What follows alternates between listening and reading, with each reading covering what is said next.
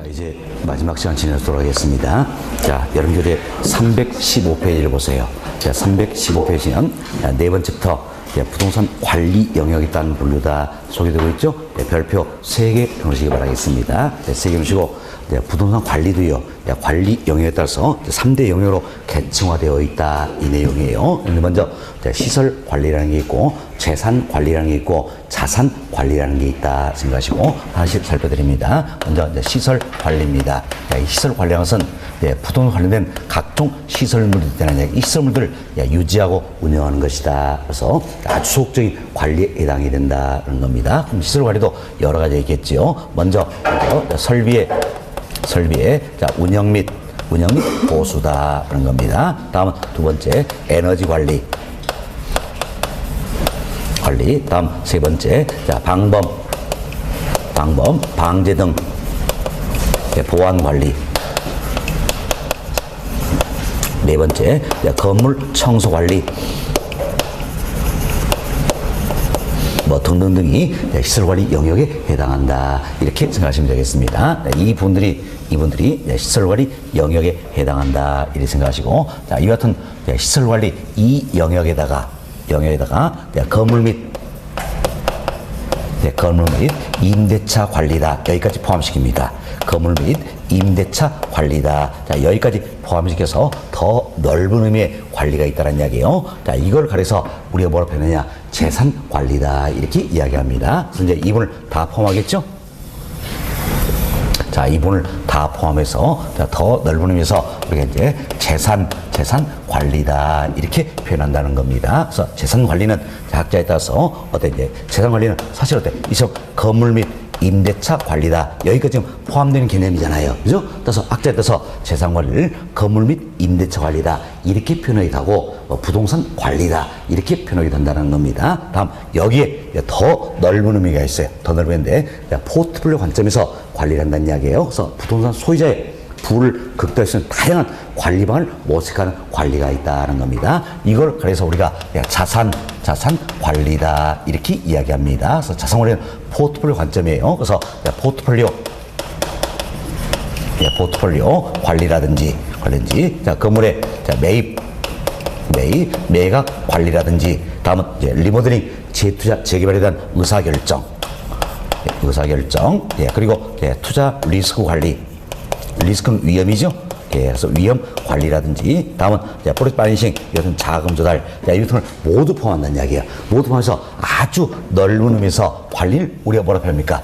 자산 관리다. 이렇게 이야기하는 겁니다. 이 모두를 포함해서 아주 넓은 의미에서 관리를 자산 관리다. 이렇게 표현하고 있다. 이렇게 생각하시면 되겠습니다. 그래서 가장 중요하고도 적극적인 관리는 뭐가 됩니까? 자산 관리다. 그래서 지문에 포트폴리오 관점이다. 이 표현하면 뭐가 됩니까? 자산 관리다. 이렇게 생각하시면 되겠습니다. 자산 관리다. 이처럼 부동산 관리도 이제 시설 관리, 재산 관리, 자산 관리 3대 영역으로 계층화되어 있다 생각하시고, 부동산 관련된 각종 시설물을 유지하고 운영하는 아주 소극적인 관리가 뭡니까? 시설 관리. 다음, 부동산 소유자의 부를 극대화할 수 있는 다양한 관리 방안을 모색하는 아주 적극적으로 중요한 게 뭡니까? 자산 관리다. 이렇게 생각하시면 되겠지요. 그럼 자, 여러분들이 이걸 보세요. 여기서 이런 부분 조금 조심해야 됩니다. 설비의 운영 및 보수다. 에너지 관리다. 이들은 다 어디 갑니까? 시설 관리잖아요. 이들은 자산 관리에 포함된다. 할 수 있어요, 없어요? 있잖아요. 그렇지만 여기는 포트폴리오 관리다. 자, 매각 관리, 의사결정. 이분들은 자산 관리는 해당되지만 시설 관리는 해당이 됩니까? 안 됩니까? 안 되는 거지요. 그래서 우리 시험은 이런 걸 물어봅니다. 시설 관리 영역에 해당되는 것이 아닌 것은? 이런 문제 물어보겠죠. 또 이제 이 모두를 포함해서 해당되는 관리 방법 무엇인가? 자산 관리. 이런 걸 묻는다. 생각하시면 되겠습니다. 자, 이 정도 이해하시고 교재 보겠습니다. 교재 보시면 이제 네 번째부터 첫 번째를 맨 끝 보세요. 맨 끝 보시면, 자, 부동산 관리는 시설 관리, 자산 관리, 건물 및 임대차 관리 세 가지 영역으로 나눌 수 있다. 이때 건물 및 임대차 관리, 이게 우리가 했던 뭐가 된 겁니까? 재산 관리. 표현을 쓰겠죠? 예, 이 중에 가장 중요한 건 뭡니까? 자산 관리다 할 수 있겠지요. 다음 양호로 1번 보세요. 그러시면 첫 번째를 각종 부동산 시설을 운영하고 유지하는 것이다. 이게 뭡니까? 시설 관리. 그래서 시설 사용자나 기업의 여타분의 요구에 단순히 부응한 정도의 소극적인 관리를 말한다라는 겁니다. 그래서 이제 여기에 해당되는 것들이 여러 가지겠죠. 동원아 1번 설비의 운전 및 보수, 동원아 3번 에너지 관리, 동원 4번 방범 방지 등 보안 관리, 동원 5번 건물 청소 관리. 이들은 다 어떻게 합니까? 시설 관리 해당이 된다는 겁니다. 다음 양과로 2번 보세요. 첫 번째를 소유주나 기업의 부를 극대시키기 위하여 부동산의 가치를 증진시킬 수 있는 다양한 관리 방법을 모색하는 아주 중요하고 적극적인 관리가 뭡니까? 자산 관리다 할 수 있겠지요. 그래서 동원아 1번 포트폴리오 관리다. 동원아 2번 재투자, 재개발 결정이다. 이게 우리 여기서 했던 의사결정 이분이 되겠지요. 자, 다음, 3번. 이제 투자의 위험 관리. 이게 뭡니까? 투자 리스크 관리가 되겠죠. 4번. 부동산의 매입, 매각 관리. 5번. 프로젝트 파이낸싱, 자금 조달 기법이죠. 자, 이들 모두 포함해서 뭐랍니까? 자산 관리란다는 겁니다. 다음 페이지 먼저 한번 봅시다. 다음 페이지는 양호 3번. 한번 건물 및 임대차 관리다 소개되는데 이제 재산 관리였지요. 시설 관리보다는 높은 수준의 관리다. 그래서 시설 관리를 포함하고 있다 할 수 있겠지요. 부동산 보유한 중에 부동산의 운영 수익을 극대화하고 자산 가치를 증진시키는 관리를 말한다. 이런 정도만 참고하시면 되겠습니다. 다시 앞 페이지로 넘어가 봅시다. 315페이지 보시면 이제 하단에 10번 문제 나와 있죠. 10번 문제 같이 한번 풀어봅시다. 부동산 관련 설명으로 틀린 것은 1번 보세요. 부동산의 유용성을 보호하기 위하여 법률상의 재반 조치를 취함으로써 법적인 보장을 확보하려는 것이다. 이는 어떤 측면입니까? 법률적 측면의 부동산 관리다 할 수 있겠죠. 그래서 1번 맞는 표현이 되겠죠. 2번 보세요. 부동산 시설을 운영하고 유지하는 것으로 시설 사용자나 기업의 요구에 따른 아주 소극적인 관리에 해당되는 건 뭡니까? 시설 관리. 그래서 맞는 표현이 되겠죠. 3번 봅시다. 3번 시간 이제 자기 관리 방식은 이게 뭡니까? 자가 관리, 직접 관리를 쓰겠죠? 전문 관리 방식, 즉 위탁 관리 방식에 기밀 유지에 유리하고 의사결정에 신속한 경향이 있다. 그래서 우리 지난 시간에 배웠어요. 기밀 유지 보안을 지면서는 자가 관리와 위탁 관리 어디가 더 유리하다 했습니까? 자가 관리. 3번도 맞는 표현이 되겠죠. 4번. 4번은 아직 안 배운 내용이에요. 잠시 뒤에 말씀드리겠습니다. 그래서 임차 부동산 발생하는 총수입, 즉 매상고 매출액이 있죠. 여기에 일정 비율 임대료 지불한다는 이야기예요. 이는 임대차 중 비율 임대차에 해당한다. 그러죠. 매출액, 즉 총수입의 일정 비율을 어때? 임대료 지불하니까 당연히 비율 임대차다 할 수 있겠죠. 다음 5번 보세요. 대상선의 물리적, 기능적 하자의 유무를 판단하여 필요한 조치를 취하는 것이다. 이는 경제적 측면의 관리입니까? 기술적 측면의 관리입니까? 기술적 측면의 관리다 할 수 있겠죠? 그래서 틀리면 보니까 답은 몇 번이에요? 5번 이렇게 보시면 되겠습니다. 이 정도 말씀드리고 다음은 316페이지입니다. 이제 5번 챕터 부동산 관리 활동이다 소리인데 여기는 별표 하나 해두시기 바라겠습니다. 별표 해주시고 임대차 활동이나 부동산의 유지 활동 모두 어때? 관리 활동 범주에 속하는 겁니다. 그래서 이제 양으로 1번 임대차 활동 소개되고 있지요. 첫 번째 보세요. 임대차 활동은 수입을 확보함으로써 부동산 관리 활동의 기초를 이루는 가장 중요한 활동이다 할 수 있겠지요. 참 임대차에 대해서는 먼저 임차인을 선정하는 일부터 시작돼야 되겠죠. 그래서 그 아래에 보시면 임대차 활동은 대상선에 적합한 임차자들 선정부터 시작된다는 겁니다. 또 1번 임차 선정인데 첫 번째 보세요. 임차 선정 역시 부동산의 성격에 따라 달라진다는 이야기예요. 달라진다. 그래서 끝부분 보세요. 주거용 부동산이다. 그럼 참 주거용산 이 같은 경우는 어때? 어울려 잘 살아야 되겠죠. 그래서 이제 임차인 선정 기로서 유대성 또는 연대성 이걸 고려하겠다는 이야기예요. 고려하겠다는 겁니다. 다음 그 다음 중 보세요. 쇼핑센터 같은 매장용 부동산이 있어요. 흔히 우리가 이제 상업용 부동산이다 표현을 쓰겠는데 이는 뭡니까? 가능 매상고 이걸 기준으로 하겠다는 겁니다. 그래서 이제 여러분이 매장용 부동산이다 이거 나오면 이런 생각을 해보세요. 여러분이 대형 쇼핑센터나 내 가보면 어때? 조그만 탁자 위에다가 물건 올려놓고 팔잖아요. 그렇죠? 이때 이 탁자를 뭐랍니까? 매대 이렇게 표현하는 겁니다. 매대 이렇게 표현돼. 이것들이 다 매장용 부동산이다 이렇게 생각하시면 되겠습니다. 됐습니다. 자, 이는 가능 매상고. 다음은 이제 사무용 부동산이나 공업용 부동산이다. 이것은 용도에 맞아야 되겠죠? 적합성.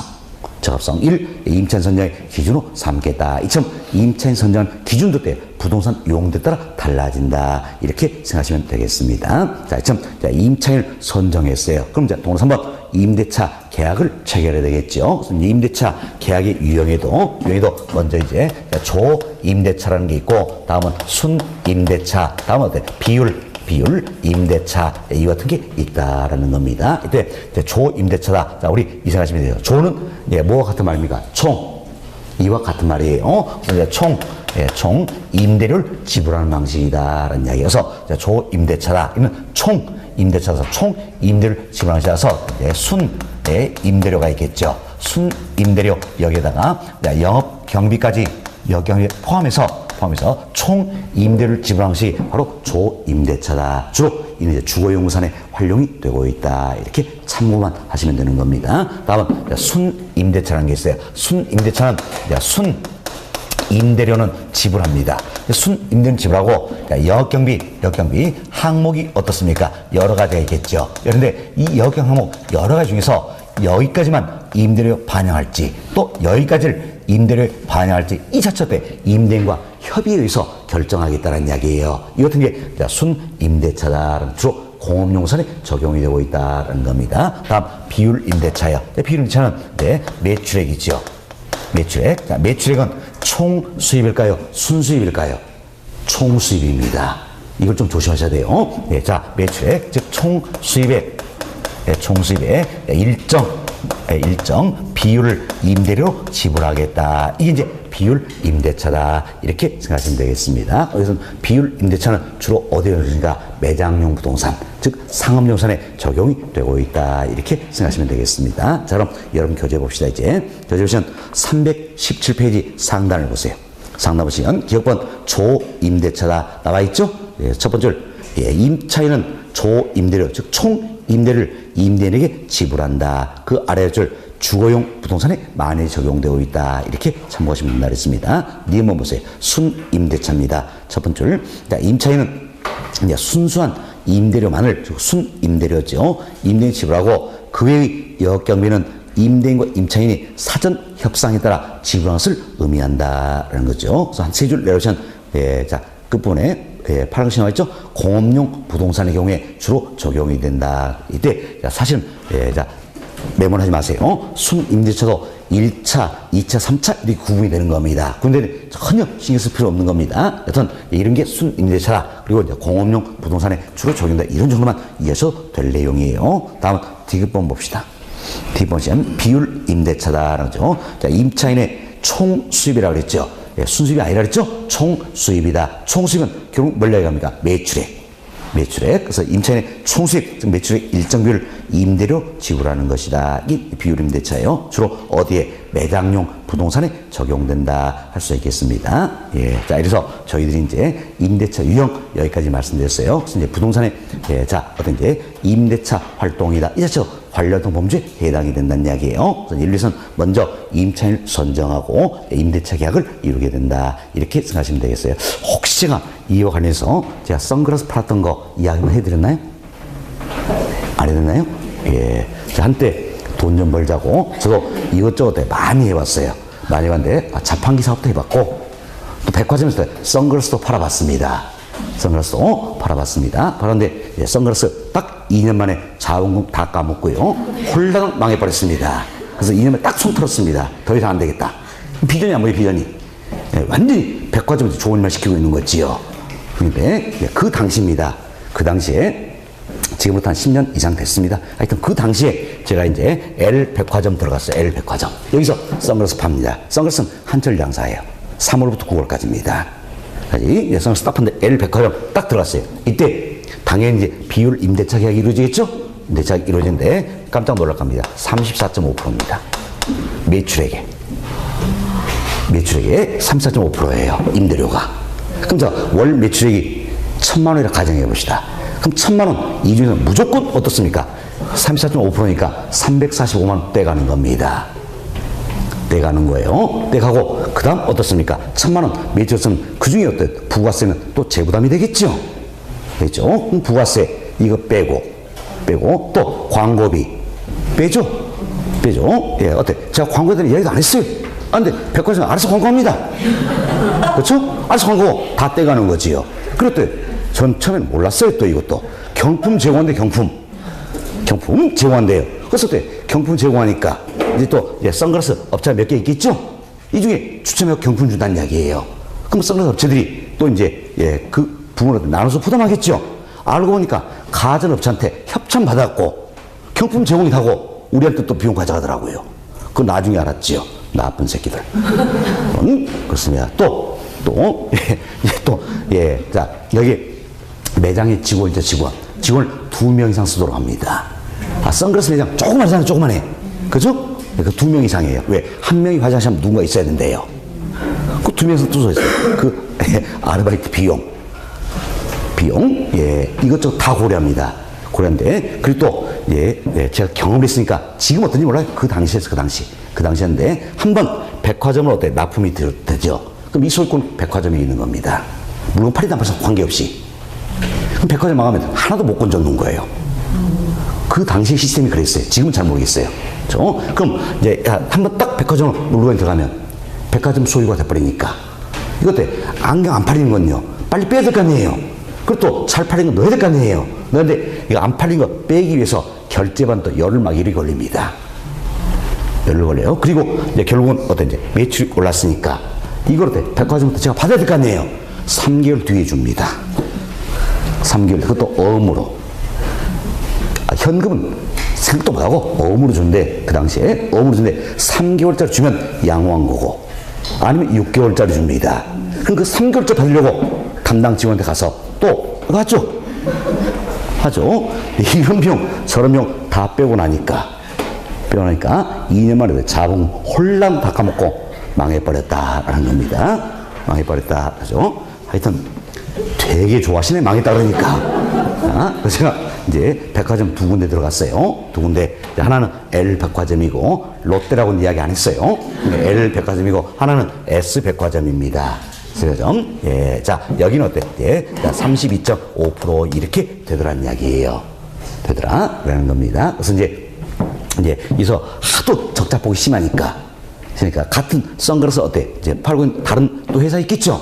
그 회사에서는 어떻게 폭탄 세일 하더라고요. 폭탄 세일. 저는 양심상 도저히 못한다 안 했습니다. 처음에는. 안 했어요. 다 하는데 저는 안 했어요. 지금도 굉장히 후회되는 겁니다. 그런데 그 나중에 결국은 어때요? 저도 했습니다. 폭탄 세일 했습니다. 그런데 선글라스 탭 이거 하는데 10,000원씩 팔았어요. 10,000원. 불티나게 팔립니다. 불티나게 팔려요. 제가 얼마에 이거 떼왔을까요? 10,000원 팔았는데 지금 모르겠어요. 그 당시에 깜짝 놀랄 겁니다. 5원에 떼운다. 5원에 떼어서 얼마 팔았어요? 10,000원. 이게 폭탄 세일이에요. 그래서 저는 양심상 도저히 못하겠다. 하도 적자 보니까 했어요. 근데 지금도 후회하면 뭡니까? 이왕이 망할 거라면 안 했어야 되는 건데. 그런 겁니다. 사실 이처럼 이제 5원 주고 이걸 떼온다는 이야기예요. 떼오는데 사실 그 중에 쓸만한 건 다시 골라내야 되는 겁니다. 왜? 여기는 한두 개 이렇게 납품하던 게 아니에요. 여기는 뭡니까? 10만 개, 30만 개 이렇게 받아오는 겁니다. 그 중에 쓸만한 거 골라가지고 이제 폭탄 세일에서 10,000원씩 받고 파는 거예요. 그러다 보니까 불량품들이 아주 많습니다. 그래서 그 이제 전부 다 폐기할 거 아니에요, 그건. 그러다 보니까 이런 현상이 하여튼 있긴 있는데 이런 것도 다 해봤어요. 해보고 제가 이제 2년 동안 홀랑 까먹고 그래서 뭔가 결론을 얻어야 될 거 아니에요. 근데 만약에 그 당시를 고려했을 때 내가 손익분기점을 맞추기 위해서 이거서 손익분기점 이걸 맞추기 위해서는 원가가 얼마 될 것인가 역으로 2년 동안 딱 장사하면서 산정을 해봤습니다. 산정을 해보니까 딱 백화점 가면 예를 들어서 판매가 20만 원 붙어 있죠? 20만 원 붙어 있습니다. 그럼 여기에 원가가 얼마가 될 것인가 역으로 계산하니까 20%를 넣으면 망하게 됩니다. 20%. 원가가 어때? 4만 원. 4만 원 이하로 떨어져야 되는 겁니다. 떨어져야 된다. 이런 결론을 얻었어요. 그래서 이런 결론을 쓰니까 그 다음부터 저는 백화점에서 절대 물건 안 삽니다. 절대 물건 사 폭탄 세일 절대 안 믿습니다.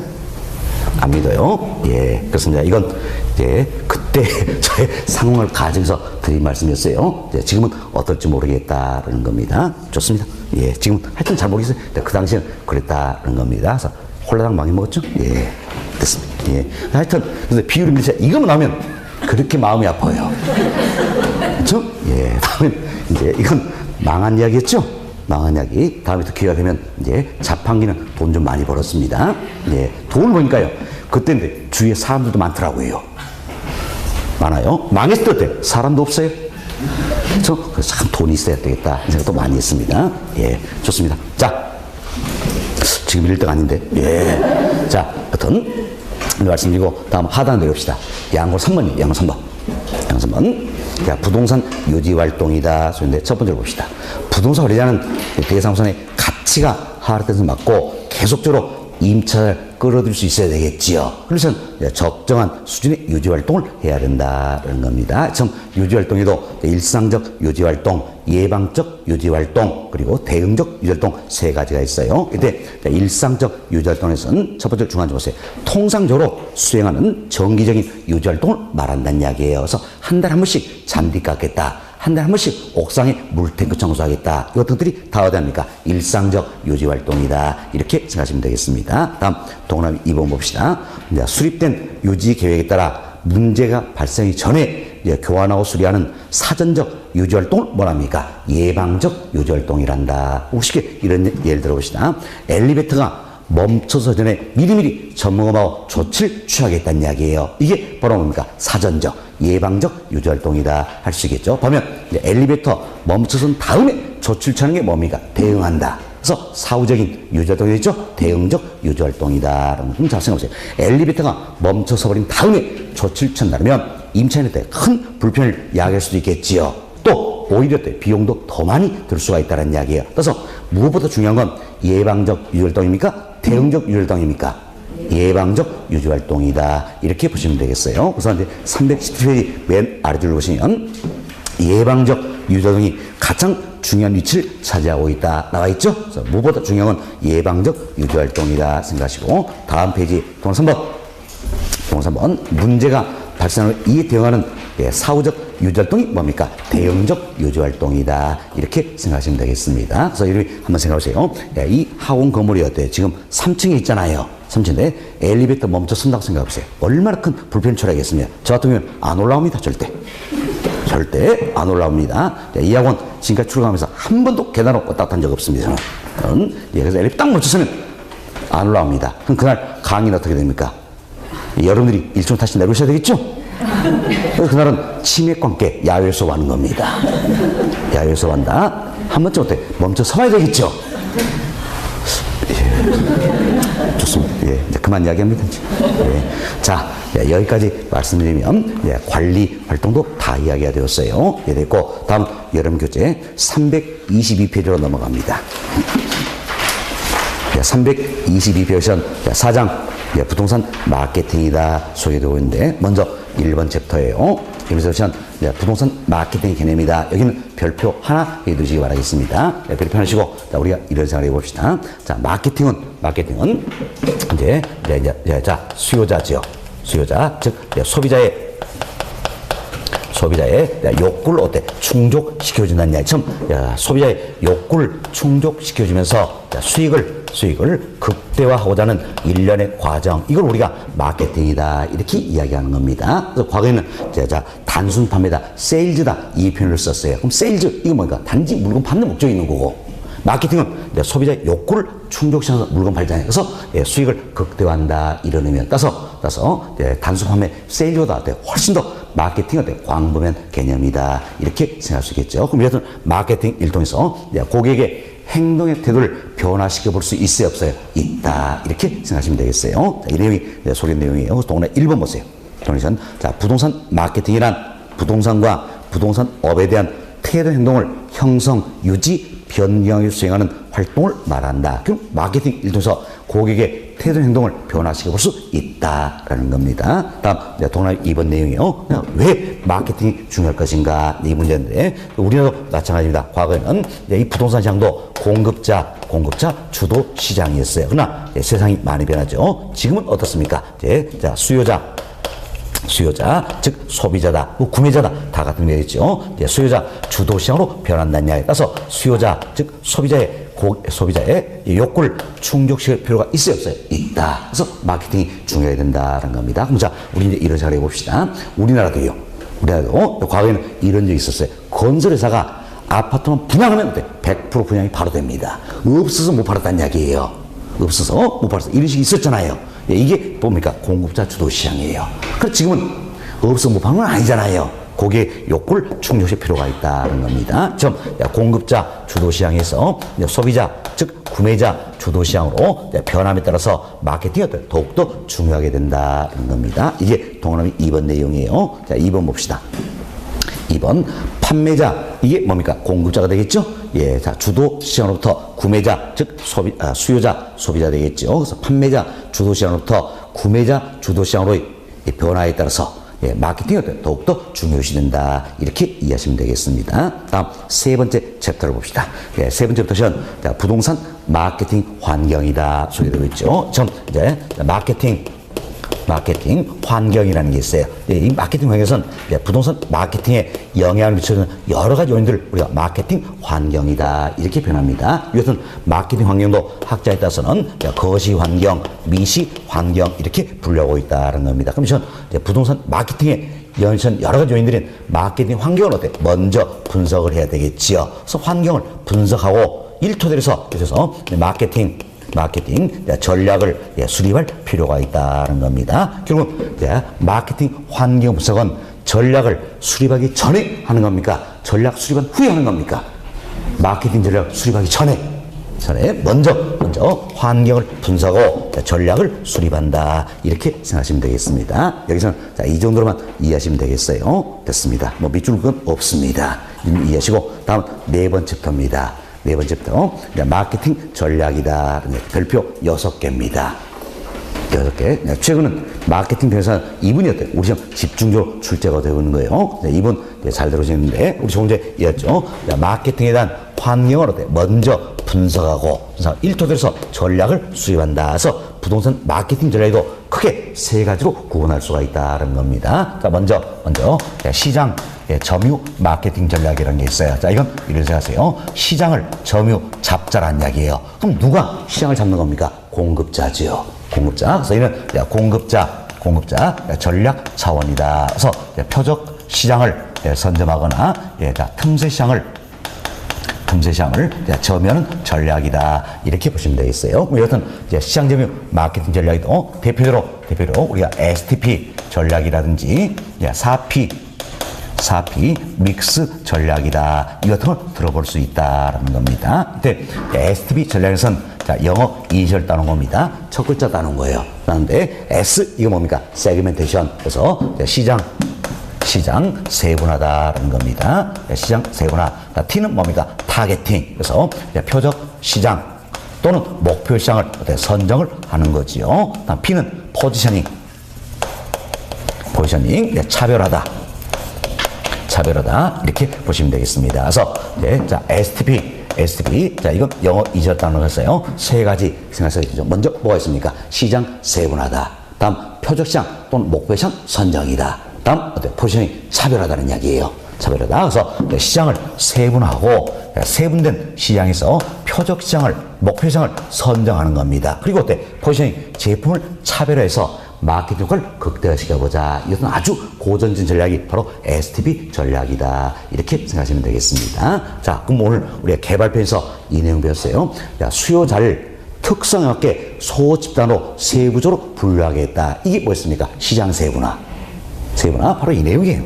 이 내용. 그리고 제품을 차별화하겠다. 이게 뭡니까? 차별화. 이렇게 생각하시면 돼서 수요자를 세부적으로 분류하고 이 중에 표적시장 선정하죠? 제품을 차별한다. 그래서 마케팅을 극대화시켜 보겠다는 겁니다. 그럼 우리 간단하게 예를 한번 들어봅시다. 고객은 여러 사람들이 있더라는 이야기예요. 그래서 김씨도 있고 자, 이 씨도 있고, 박 씨도 있고, 최 씨도 있고, 호 씨도 있고, 구 씨도 있고, 황 씨도 있고, 홍 씨도 있네요. 홍 씨도 있다. 다음 조 씨도 있죠. 또 안 나오신 분 있나요? 하여튼 여러 고객들이 있더란 이야기예요. 그러더라. 이 고객들인데 고객을 우리가 이제 이렇게 분류하면 없었냐는 얘기예요. 네. 욕구에 따라서 김씨, 이씨, 박씨는 김씨, 이씨, 박씨는 일의 욕구를 충족시키길 바란다는 이야기야. 다음 최씨, 고씨, 구씨는 이의 욕구를 충족시키길 바란다는 이야기야. 다음 황씨, 홍씨, 조씨는 3의 욕구를 충족시키길 바란다는 이야기예요. 이처럼 고객의 욕구에 따라서 이처럼 소 집단으로 분류해 볼 수 있어요, 없어요? 있죠. 이 기법이 뭡니까? 시장 세분화라는 이야기예요. 근데 이 중에서 우리 회사는 어느 고객을 대상으로 타겟을 잡아야 되겠지요. 그럼 우리 회사는 김씨, 박씨 이 사람들 고객으로 한다는 이야기예요. 이렇게 타겟을 선정합니다. 선정하고 그럼 자 우리 회사만 김씨, 박씨를 고객으로 것이냐? 아니죠. 우리가 경쟁 먹는 회사도 이 사람들 고객으로 할 수 있어요, 없어요? 있잖아요. 그래서 우리는 경쟁에 의해서는 제품을 어때? 차별화해야 된다는 이야기예요.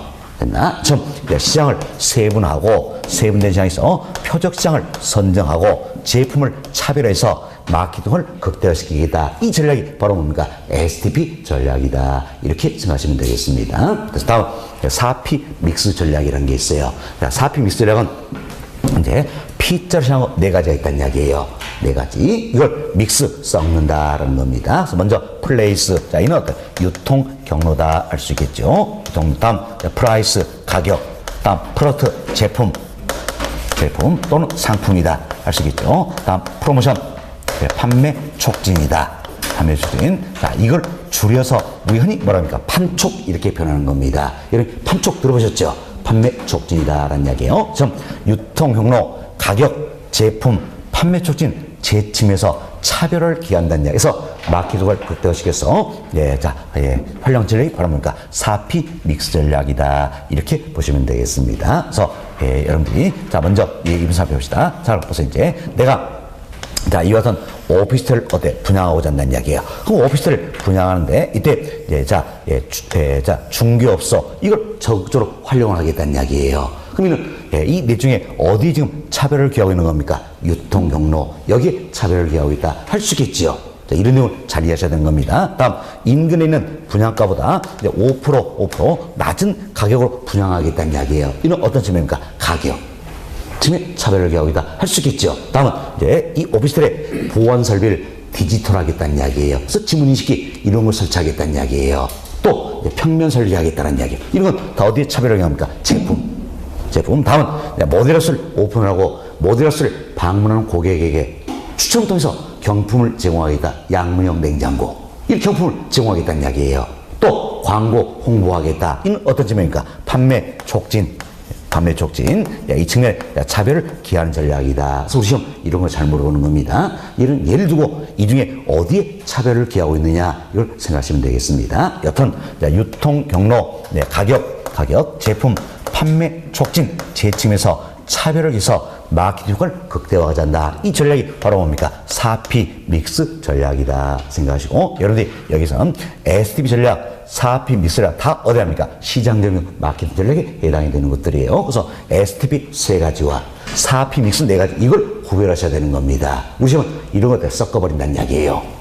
섞어버린다. 그래서 STP 3가지는 뭡니까? 시장 세분화, 다음 포적시장 또는 목표시장 선정, 다음 포지셔닝 차별화, 다음 4P 믹스 4가지 뭡니까? 유통 경로, 가격, 제품 또는 상품이죠. 판매 촉진이다. 특히 이분 조심하세요.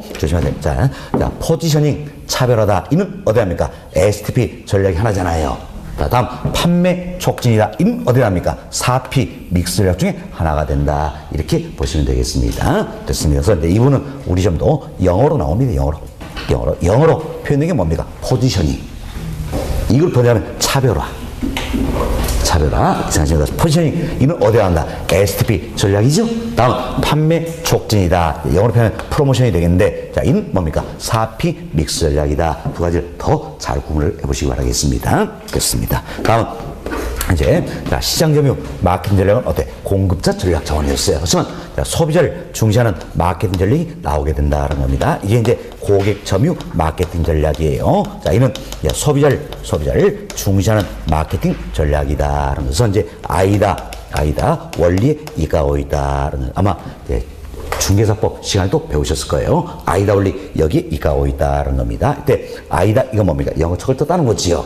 A는 뭡니까? attention. 그래서 주의, 주목을 끄는 단계다라는 겁니다. I는 interest, 흥미를 느낀 단계죠. 다음 D는 desire, 욕망을 불러일으키는 단계다. A는 action, 행동, 즉 계약을 체결하는 단계다라는 겁니다. 그럼 자, 소비자들은 물건 살 때 이런 단계를 거친다는 이야기예요. 이런 단계를 거치는데 각 단계마다 고객과의 심리적인 접점을 마련해서 메시지 톤이나 강도를 조절하면서 마케팅 효과를 극대화시켜 보겠다. 이 전략이 바로 뭡니까? 고객 점유 마케팅 전략이다. 쓰겠죠. 결국은 아이다 원리를 적용해서 소비자의 욕구를 충족시키는 마케팅 전략이 바로 뭡니까? 고객 점유 마케팅 전략이다. 이렇게 생각하시면 되겠습니다. 이때 이제 셀링 포인트라는 게 있어요.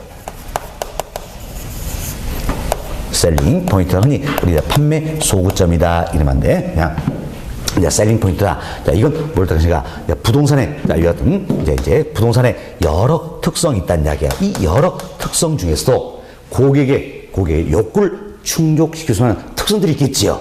이게 바로 뭡니까? 셀링 포인트예요. 셀링 포인트다. 그럼 잡으세요. 이 어떤 셀링 포인트를 제시하면서 더욱더 욕망을 불러일으켜야 되겠죠.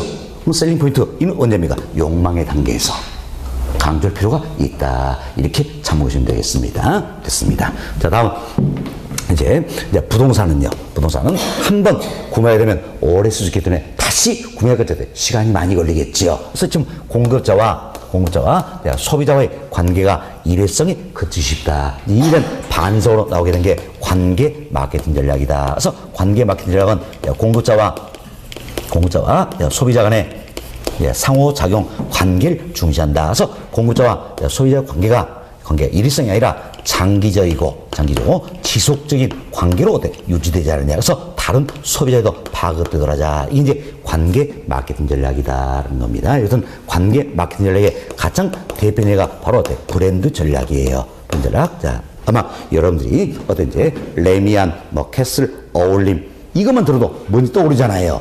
이런 브랜드가 없으면 이게 떠오르지 않는다는 이야기예요. 그러나 브랜드 이걸 통해서 관계가 장기적으로 유지되게 된다. 그래서 브랜드의 가장 대표적인 예가 된다. 이렇게 보시면 되겠어요. 전 부동산 마케팅 전략에도 크게 세 가지로 설명드렸죠. 시장 점유 마케팅 전략이 있고요. 다음은 고객 점유 마케팅 전략, 관계 마케팅 전략이 있다. 이때 공급자 중심의 마케팅 전략이 뭡니까? 시장 점유.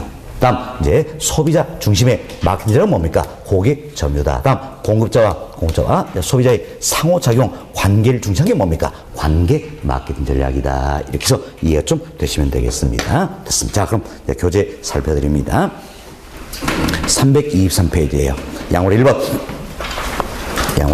시장 점유 마케팅 전략이다 소리도 있죠. 이는 공급자 전략 차원에 써서 표적 시장을 선점하거나 틈새 시장을 점유하는 기법이다. STP 전략이나 4P 믹스 전략 다 어디에 합니까? 시장 점유 마케팅 전략에 해당이 된다는 거죠. 동물 1번.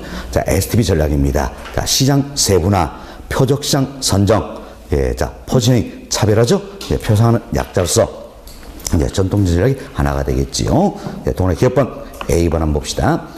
수요자 집단을 인구 경제적 특성에 따라 세분하고 세분된 시장에서 상품의 판매 장점을 분명히 하는 전략이다. 이는 STP 이 셋 중에 어디 합니까? 시장 세분하는 거죠. 시장 세분화 전략이다 생각하시면 되겠습니다. 그리고 C번 보세요. C번. 자, 고객 행동 변수 및 고객 특성 변수에 따라 시장을 나누어서 몇 개의 세분 시장으로 구분하는 것이다. 자, 이도 STP 셋 중에 어디 합니까? 시장 세분화다 할 수 있겠죠. 이렇게 이해하시면 되는 겁니다. 다음 D번 보세요. 2번. 자, 세분화된 시장에서 자신의 상품과 일치되는 수요자 집단으로 선정한다는 이야기예요. 이게 바로 뭡니까? 표적시장 선정이다 할 수 있겠지요. 다음 D번 봅시다. B번. 이제 동일한 표적시장을 하는 다양한 공급 경쟁 사이에서 자신 상품을 어디에 위치하는지 결국 제품으로 차별화하자는 이야기예요. 이게 포지셔닝 차별화 전략이다. 이렇게 생각하시면 되겠습니다. 다음 동그라미 2번 봅시다. 이것은 4P 믹스 전략이다. 괄호에 마케팅 믹스 나와 있죠. 사실은 마케팅 믹스 전략 이게 있어요. 이게 더욱더 발전된 게 어때? 4P 믹스 전략이에요. 그래서 혹시 우리 시험에서나 뭐 모의고사에서 지문에 마케팅 믹스 나오면 뭘 생각하자? 4P 믹스. 이걸 떠올리시면 되는 겁니다. 첫 번째 보세요. 제품, 가격, 유통 경로, 촉진. 촉진이 뭡니까? 판매 촉진이죠? 제품에서 차별을 도모하는 전략을 말한다 생각하시고, 자, 보시면 되겠네요. 자, 다음 페이지 봅시다. 하단 보세요. 양으로 2번. 양으로 2번. 자, 첫 번째 봅시다. 소비자 행동이는 차원으로서 소비자의 행태, 심적점에서 마케팅 효과를 극대화하려는 것이다. 그래서 아이다, 원료와 같은 소비자 구매 의사결정 과정을 고려할 수 있다는 게 뭡니까? 고객 점유 마케팅 전략이다. 그래서 아이다 원리 나오면 무조건 뭡니까? 고객 점유. 이걸 떠올리시면 되는 겁니다.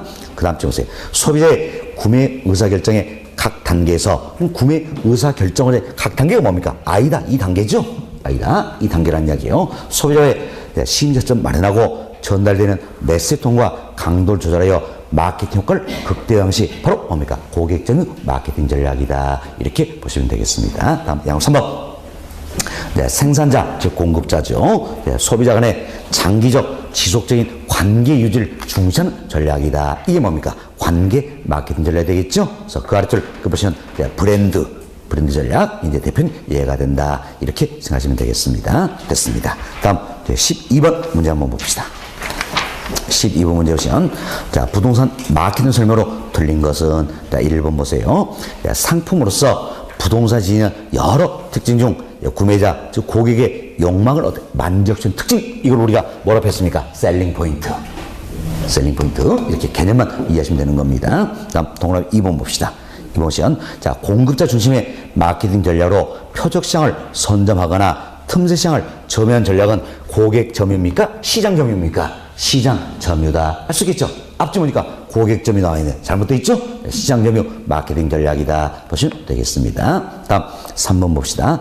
공급자와 소비자 관계를 이례적이 아닌 지속적인 관계로 유지하려 한다. 이는 뭐가 됩니까? 관계 마케팅 전략이다. 할 수 있겠죠? 맞네요. 4번 보세요. 자, STP 전략은 세 가지죠. 시장 세분화, 표적시장 선정, 포지셔닝 구성된다. 자, 그래서 우리 시험도 지금 영어로 포지셔닝 이렇게 나온다는 이야기가 제가 여기에 표현해드렸죠? 포지셔닝. 이게 뭐라면다? 차별화. 그래서 맞는 표현이 되겠죠. 다음 5번 보세요. 자, 아이다는 자, 주의, 관심, 욕망, 행동의 단계가 있다. 그죠? 자, 어때? A, 이게 뭡니까? 주의, 주목을 끈다. 어텐션이죠? 자, 다음은, 자, I는 뭡니까? 인터레스트, 흥미를 느끼게 한다는 이야기야. D는 디자이어, 욕망을 불러일으킨다. 근데 A는 액션, 행동, 계약, 체결한 단계다. 할 수 있겠죠? 그래서 5번도 맞는 표현이에요. 자, 잘못된 건 몇 번이 되겠습니까? 2번 답으로 보시면 되겠습니다. 됐습니다. 12번 문제 풀어주면 될 것 같고요. 다음은 자, 여름교재 331페이지로 넘어갑니다. 자, 331페이지 보시면, 자, 이제 문제 찍어드립니다. 3번 풀어보세요. 3번. 1번, 2번은 제가 말씀 안 드렸죠? 풀지 마세요. 3번 풀어보시고, 다음 페이지 4번 풀어보시고요. 다음, 5번 문제는 같이 한번 살펴봅시다. 자, 부동산 개발 사업의 진행 과정에서 시행사 또는 시공사가 스스로 관리할 수 있는 위험으로 오른 것은 되어 있지요. 자, 지금 누구 입장입니까? 시행사 또는 시공사 입장에서 스스로 관리할 수 있냐 없냐? 이걸 묻는 겁니다. 자, 1번 보세요. 매장 문화재 출토는 사업 위험이다. 자, 매장 문화재가 출토가 되는 겁니다. 그럼 이러면서 사업을 어때? 할 수 있어요? 없죠? 지연이 되겠죠? 이건 시행사 또는 시공사가 스스로 통제할 수 있어요? 없어요? 없잖아요. 그렇죠? 다음 2번 보세요. 거시적 시장 환경 변화에 따른 위험이다. 이도 스스로 관리할 수가 없겠죠? 다음 3번 보세요. 사업지 주변 사회 간접된 시설 확충의 지연에 따른 위험이다. 이도 스스로 관리하고 통제하기 어렵겠죠? 다음 4번 보세요. 행정 변화에 의한 사업 인허가 지연 위험이라는 이야기가 이도 스스로 관리 통제가 어렵겠네요. 5번 보세요. 부실공사 여기가 오타입니다. 다음 허가 아니라 하자. 부실공사 하자에 따른 책임 위험이다. 이렇게 생각하시면 되겠어요. 이처럼 부실공사 하자에 따른 책임 위험이다. 이 같은 경우에는 시행사 또는 시공사가 스스로 관리하고 통제할 수 있어요? 없어요? 있죠. 있죠. 그래서 답은 몇 번이 되는 겁니까? 5번 이렇게 보시면 되겠어요. 이게 우리 기출문제 있고 지한시험도 때 여기서 지문 하나 또 나왔던 겁니다. 그래서 또 답이 됐던 부분이다 이렇게 생각하시면 되겠습니다. 5번 풀어드렸고요. 다음 페이지 7번 풀어보세요. 7번 풀어보시고 8번입니다. 8번 자 다음에 물수행하는 부동산 관리 유형은 자 보세요. 박스 보니까 포트폴리오 관리다. 투자 리스크 관리, 매입 매각 관리, 재투자 일정. 자, 지금 여기에 이거 네 가지 들어있잖아요. 네 가지. 이걸 모두 포함한 게 바로 뭡니까? 자산 관리다. 이렇게 생각하시면 되겠죠? 아주 간단한 문제입니다. 그래서 다음 페이지 10번 문제 한번 봅시다. 10번 문제. 자, 마케팅 4P 전략 중 우리 여기서 했던 4P 믹스가 되겠지요. 제품 전략에 해당되지 않는 것은 자, 보기 1번 보세요. 단지 내 자연 친화적인 실개천을 설치하겠다. 2번 거주자 라이프스타일 반영한 평면 설계하겠다. 3번 보안 설비를 디지털하겠다. 4번 지상층을 지화하겠다. 이 네 가지는 모두가 4P 이类중에 어디에 차별을 겨루고 있는 겁니까? 제품. 그렇죠? 제품 전략을 할 수 있겠죠. 5번 보세요. 제품의 광고 및 홍보 활동이다. 자, 광고, 홍보 이 자체는 제품 전략입니까? 판매 촉진 전략입니까? 판매 촉진 전략이다. 할 수 있겠죠. 그래서 답은 몇 번입니까? 5번 이렇게 보시면 되겠습니다. 다음 11번 문제입니다. 11번 문제. 자, 부동산 분양시장에 침체에 적용할 마케팅 전략으로 적합하지 않는 것은 자, 분양시장이 침체되어 있다는 이야기예요. 그런데 분양을 더욱더 유도해야 되겠지요. 네. 그래서 1번 완공 후 2년 동안 확정 임대료 지급을 보증해 있다는 이야기예요. 그럼 분양받으려 하겠지요. 2번 입주 1년 후에 잔금 납부를 허용해 주겠다는 이야기예요. 그것도 유리한 조건이잖아요. 분양받으려고 했죠. 3번 입주 시까지 중도금 이자 면제 또는 유예를 해주겠다는 이야기예요. 이도 좋은 조건이죠. 분양받으려고 했죠. 4번 보세요. 분양가보다 높은 내정가 이상으로 경쟁 입찰을 통한 분양 더 안 하겠지요. 답은 몇 번입니까? 4번 이렇게 보시면 되겠습니다. 다음 페이지 12번 문제도 풀어보시기 바라겠습니다. 자, 여기까지 말씀드리면 될 것 같아요. 자, 이렇게 해서 저희들이 이제 오늘 보강시장이다 통해서 크게 세 파트를 정리했습니다. 부동산 개발, 다음 부동산 관리, 부동산 마케팅이다. 세 파트 정리했죠? 세 파트. 비록 상당히 평이한 부분이에요. 그렇지만 우리 시험에 이번에 네 문제는 꼭 나올 것이라 예상되는 부분입니다. 오늘 정리해놓으면 여러분들이 복습을 좀 해주셔도 훨씬 더 좋은 결과를 얻을 것이다 생각을 해봅니다. 그래서 꼭 반박스 복습 부탁드리고 다음 주 수요일 날 본 과정에서 더 좋은 모습 보시도록 하겠습니다. 수고하셨습니다.